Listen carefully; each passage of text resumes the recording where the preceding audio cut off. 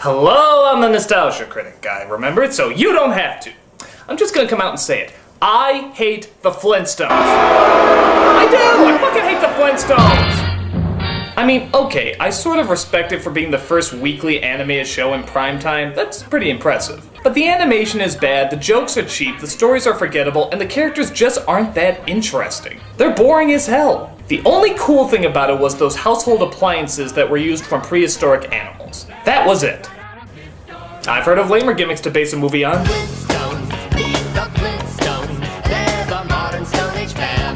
From the genius director who brought you the awkward comedy of Jingle All the Way, the Flintstones movie, I guess in some ways, is a perfect movie adaptation of the show. I mean, think about it. It's just as bland, cheesy, and pointless as the original, so I guess it did its job. The only problem is that job was sucking! So, let's take a look at the Flintstones live-action movie. You poor fucking saps. The movie begins with a pun using the word rock. Yeah, this is a Flintstones product, alright. We see the prehistoric business of Slade & Company as led by their boss named Cliff.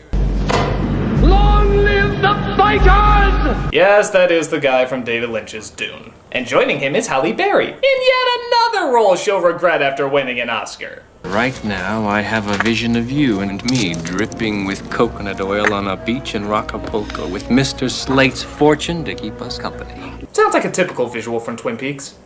But no time for that. We have the Flintstones opening to reenact. Flintstones, hit the Flintstones, they're a modern Stone Age family. What's that? You're not laughing at this reenactment of a scene everybody recognizes from the original goddamn show? Well, get used to it. Get really fucking used to it. Have a gay old time. Oh, Universe Shell? It's like Universe Soul, except they put shell because they had shells back in the Stone Age? Yeah, fuck this.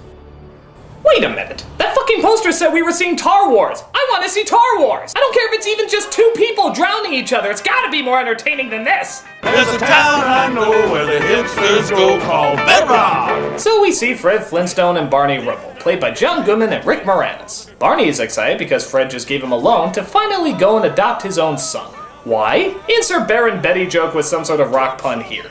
Think I'll be a good daddy, Fred? Well, you're bound to find something you're good at. Yeah, sure. Hey! Uncle! Wow, the soullessness of that scene was really quite astounding. So Fred goes home to his family. Wilma, played by Elizabeth Perkins, a CG Dino, and I swear to God, one of the Olsen twins.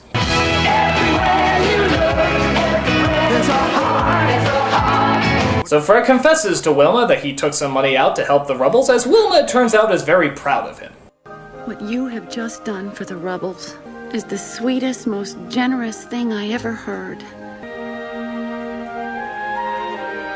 This will be one of the many scenes that goes totally nowhere. Oh, for God's sake, that's not the set! It's the Happy Meal toys on display! No. No. Rosie O'Donnell should not be the live-action version of Betty. That's incredible. I mean, it's like, boom, nothing in common. Instant missing of the idea. Quite outstanding, actually. So they adopt a kid that looks like, oddly enough, a real caveman, and decide to clean him up and make him look like Jake Lloyd. Of course, in keeping with the cartoon, the kid is stronger than life, and they end up calling him Bam Bam. Baked with a caveman. Make with a caveman. C-I-V-M-A-N caveman. Wow! What an arm! You know, these scenes are so rushed I keep expecting a commercial logo to pop up in the corner. Post Cocoa Pebbles cereal, part of this complete breakfast. So they go ahead and recreate the bowling scenes from the show. It's not funny, but I'm sure they felt like they had to, as Barney reads a poem that he's written about his best friend, Fred. Since I was just a lad of 10, I've had the very bestest friend. But for my friend, the special part is what's behind his ribs, his heart. Come on, save Jules' poetry for later. That was beautiful, Bon. I meant every word of it, Fred. Care to join me in a cold one? Come on, Bon, let's celebrate with a Winston cigarette. Winston tastes good like a cigarette should. So he comes home only to find that Wilma's angry mother is there, played by Elizabeth Taylor. He robs your nest egg to bail out that little troll next door, while my daughter has to wash her clothes in the river. How does one accept the fact that she was once Cleopatra and now she's in the Flintstones? I suppose it can work backwards too.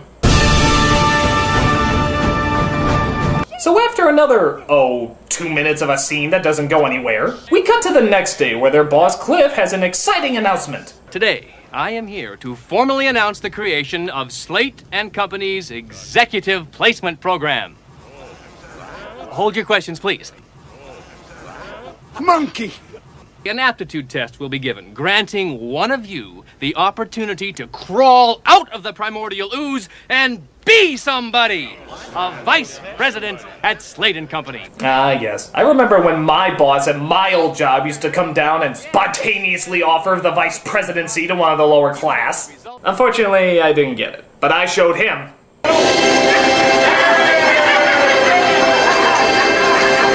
Good luck, and may the best biped win. An executive? This is my chance to be somebody. Be somebody. Thank you for that brief journey into Fred's psyche. Meanwhile, Wilma and Betty talk about the excitement of their husbands taking the exam. You know, Wilma, if Fred scores the highest on that test, you'll be able to hire someone to do your laundry for you. If Fred scores the highest on that test, I'll have to hire someone to revive me. That's right, Lab. It's the only reason you got this goddamn role, so you might as well exploit it as much as you can. Welcome. You will have 1 hour to complete the exam.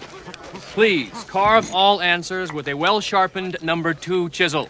The first part of the exam, riding the sandworms. Okay, I'm done with those jokes. So they take the test as Fred finds he had a real tough time answering all of the questions. Please slide your answer slab into the numbered envelope provided. Yes, please slide your big hunks of rock that you had to write on into the thin paper-like objects that probably would have been a lot easier. So Barney feels guilty for Fred and, because he's such a good friend, decides to switch the exams around. So of course now Fred is mistaken for the smartest man in the group because he apparently scored the highest on the test. Which is already kind of weird. Barney was the smartest guy there? Really? Huh, who knew? Flintstones? Oh, this can't be right.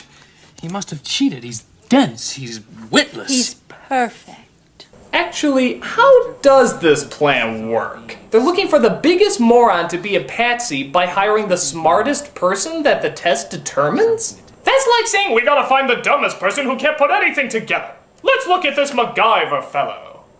So Fred is hired into the big leagues as Cliff proudly shows him around. Any gravel brain can shovel rock down there in the quarry. We interface, Flintstone. We strategize. You know, I can't figure out if these sets are extremely clever or rejected theme park attractions. This is my office. This is my chair. My desk. Am I interrupting? Is that my hoe?